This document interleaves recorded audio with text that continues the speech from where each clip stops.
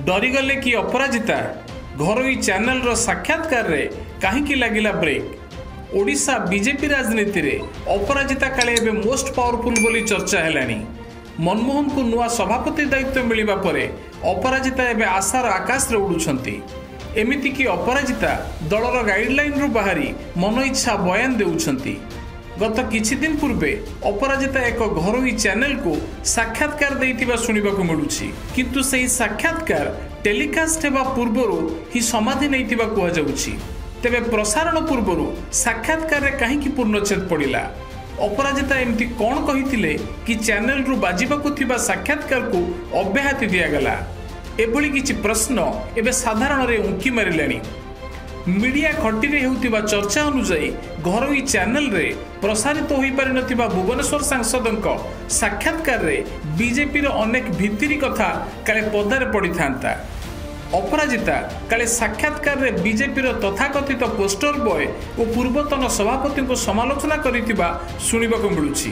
पूर्वरु दलर प्रदर्शन उत्साहजनक नथिबा बेले आगकु भल प्रदर्शन करिबो बोली दंभर सह कहिथिले। एभली कही पूर्वतन सभापति कार्यशैली उपरे काले अपराजिता प्रश्न चिन्ह छिड़ा करथिले। धर्मेंद्र राजनैतिक स्थिति को नहीं मध्य अपराजिता काले साक्षात्कार रे प्रश्न बाण मारिथिले। केवल एतिकी नुहे, बीजेपी रो किछि भित्तिरी कथा को मध्य निज साक्षात्कार रे अपराजिता स्थान दैथिले बोली कुहा जाउछि।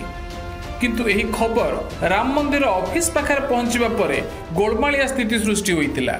एही साक्षात्कार जेपरी उक्त घरोई चैनल रे प्रसारण न हुए सेथिपई प्रबल रु अति प्रबल चाप पड़िथिला। एपरिकी एडिटर लेवल ले मध्य यार समाधान होई पारि नथिला।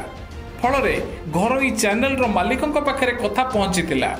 मालिक मध्य प्रथमे दोदपांच होइथिले, किंतु उपरु ऑर्डर आसीबा परे अपराजिताक साक्षात्कार अकाल वियोग होइतिला। एही साक्षात्कार को टेलीकास्ट न करिबाकू चैनल मालिक निष्पत्ति नैथिले।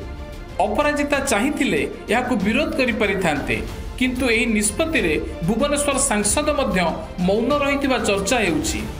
तेबे प्रश्न उठुछि, कहा निर्देश रे अपराजिताक साक्षात्कार को टेलीकास्ट करागलानी? अपराजिता मध्य साक्षात्कार प्रसारण रोकिबाकू नै काहेकि प्रश्न कलेनी? अपराजिताक साक्षात्कार बंद करबाकू निर्देश देई परुथिबा सेही पावरफुल नेता किए?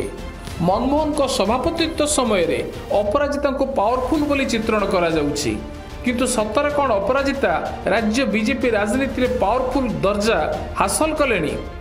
जदि हाँ, तेबे निज साक्षात्कार को प्रसारण कराइबारे काहेकि सक्षम हेलेनी? जदि ना, तेबे बीजेपी रे सही अघोषित पावरफुल नेता किए? एसबु भितर ओडिशावासी जानिबाकू चाहिछंती एमिति कोन डील होई गला जे भुवनेश्वर सांसदक साक्षात्कार बंद करिबाकू चैनल कर्तृपक्ष मध्य ग्रीन सिग्नल देदेले।